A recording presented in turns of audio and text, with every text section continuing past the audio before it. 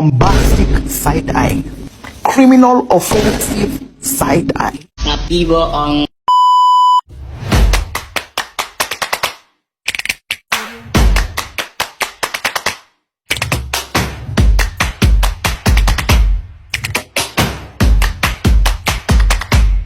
Assalamualaikum warahmatullahi wabarakatuh.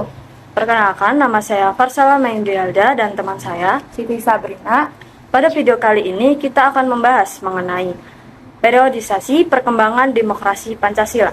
Tapi sebelum kita ke materi, saya akan menjelaskan apa sih arti dari demokrasi Pancasila. Jadi, demokrasi itu terdiri dari dua kata dalam bahasa Yunani, yaitu demos yang berarti rakyat dan kratos yang berarti pemerintahan. Jadi, demokrasi itu dapat diartikan sebagai sistem pemerintahan yang diselenggarakan oleh rakyat, dari rakyat, dan untuk rakyat. Sedangkan demokrasi Pancasila secara umum adalah suatu paham demokrasi yang bersumber dari pandangan hidup atau falsafah bangsa Indonesia yang digali berdasarkan nilai-nilai Pancasila. Nah, kira-kira seperti itulah pengertian dari demokrasi Pancasila. Supaya lebih jelas, mari kita langsung saja ke materinya. Berikut adalah perkembangan demokrasi dari masa ke masa. A. Pelaksanakan demokrasi di Indonesia pada periode 1945 sampai dengan 1949. I.S. Soekarno dengan penuh keyakinan memasukkan asas mufakat atau demokrasi dalam usulannya tentang dasar negara Indonesia merdeka yang kemudian diberi nama Pancasila. Hal-hal berdasarkan bagi perkembangan demokrasi di Indonesia untuk masa selanjutnya. Yang pertama, memberikan hak-hak politik secara menyeluruh sehingga begitu para pembentuk negara menyatakan kemerdekaan dari pemerintah kolonial Belanda. Semua warga negara yang sudah dianggap dewasa memiliki hak politik yang sama, tanpa ada diskriminasi yang bersumber dari ras, agama, suku, dan kedaerahan. Kedua, presiden yang secara konstitusional memiliki kemungkinan untuk menjadi seorang diktator. Kekuasaannya dibatasi ketika Komite Nasional Indonesia Pusat KNIP yang dibentuk untuk menggantikan parlemen. Ketiga, dengan menjadi peletak dasar bagi sistem pemartaian di Indonesia untuk masa-masa selanjutnya dalam sejarah kehidupan politik kita.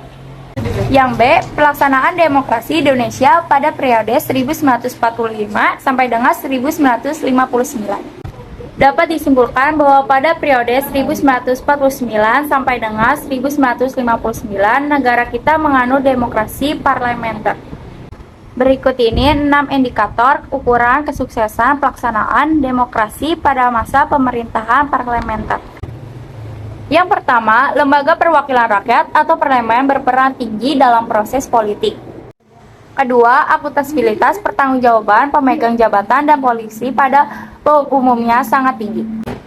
Ketiga, kehidupan kepartaian memeroleh peluang sebesar-besarnya untuk berkembang secara maksimal. Dalam periode ini, Indonesia menganut sistem multipartai. Pada periode ini, 40 partai politik terbentuk dengan tingkat otonomi yang sangat tinggi dalam proses rekrutmen. Yang keempat, sekalipun pemilihan umum hanya dilaksanakan satu kali pada 1955, tetapi pemilihan umum tersebut benar-benar dilaksanakan dengan prinsip demokrasi. Kelima, masyarakat umumnya dapat melaksanakan hak-hak dasar dan tidak dikaruniai sama sekali, meskipun tidak semua warga negara dapat memanfaatkan hak-hak dasar dengan maksimal. Keenam, dalam proses pemerintahan parlementer, daerah-daerah yang memperoleh otonomi yang cukup. C. Pelaksanaan demokrasi di Indonesia pada periode 1959 sampai 1965. Presiden Soekarno mengeluarkan dekret pada 5 Juli 1959 yang selanjutnya disebut Dekret Presiden 5 Juli 1959. Karena kinerja Dewan Konstituante yang berlarut membawa Indonesia ke dalam persoalan politik yang pelik. Situasi seperti ini berpengaruh besar terhadap situasi keamanan nasional karena membahayakan persatuan dan kesatuan nasional. Dekret Presiden tersebut mengakhiri era demokrasi parlementer. Dekret Presiden juga membawa dampak sangat besar dalam kehidupan politik nasional. Era baru demokrasi dan pemerintahan Indonesia dimulai, yaitu suatu konsep demokrasi yang oleh Presiden Soekarno disebut demokrasi terpimpin. Adapun karakteristik yang utama dari perpolitikan pada era demokrasi terpimpin sebagai berikut. Pertama, mengaburnya sistem kepartaian. Yang kedua, dengan terbentuknya Dewan Perwakilan Rakyat gotong royong, peranan lembaga legislatif dalam sistem politik nasional menjadi sedemikian lemah. Ketiga, hak dasar manusia menjadi sangat lemah. Yang keempat, masa demokrasi terpimpin membuat kebebasan pers berkurang. Yang kelima, sentralisasi kekuasaan semakin dominan dalam proses hubungan antara pemerintahan pusat dan daerah. D. Pelaksanaan demokrasi di Indonesia pada periode 1965 sampai 1998. Periode 1965 sampai 1998 disebut masa Orde Baru dengan konsep demokrasi Pancasila. Era baru dalam pemerintah dimulai setelah adanya masa transisi antara tahun 1966 sampai 1968.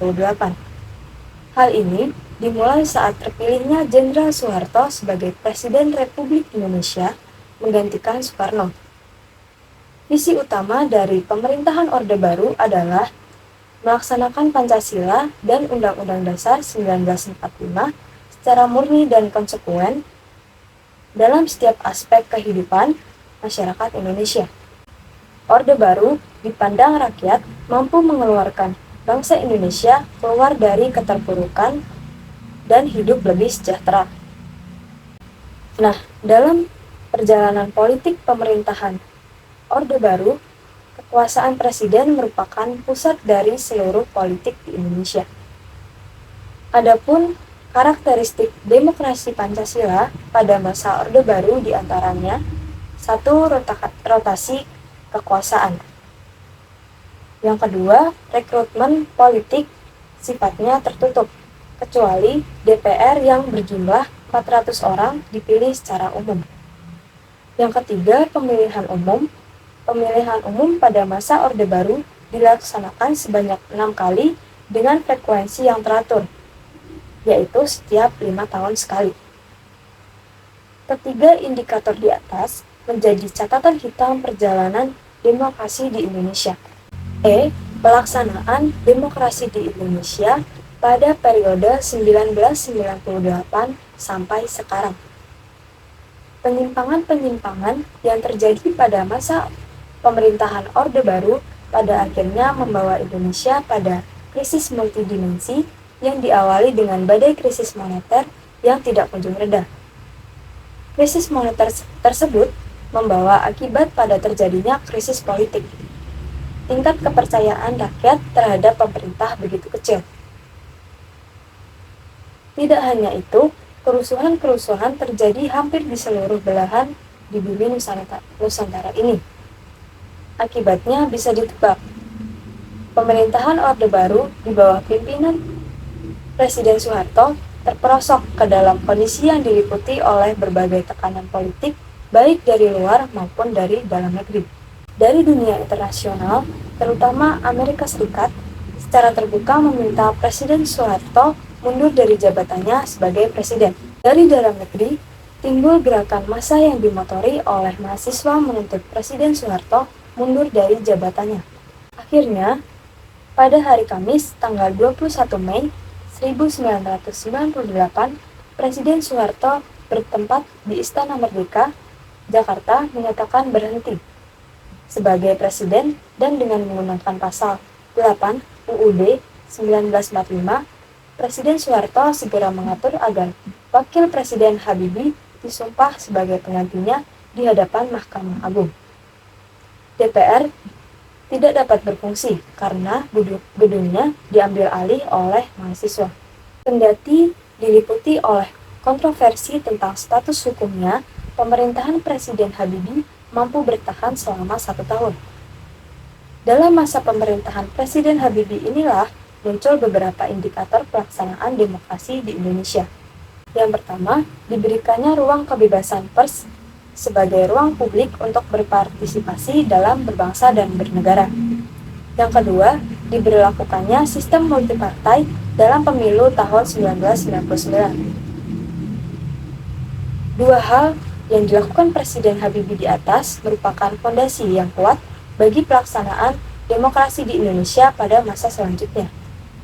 Demokrasi yang diterapkan negara kita pada era reformasi ini adalah demokrasi Pancasila.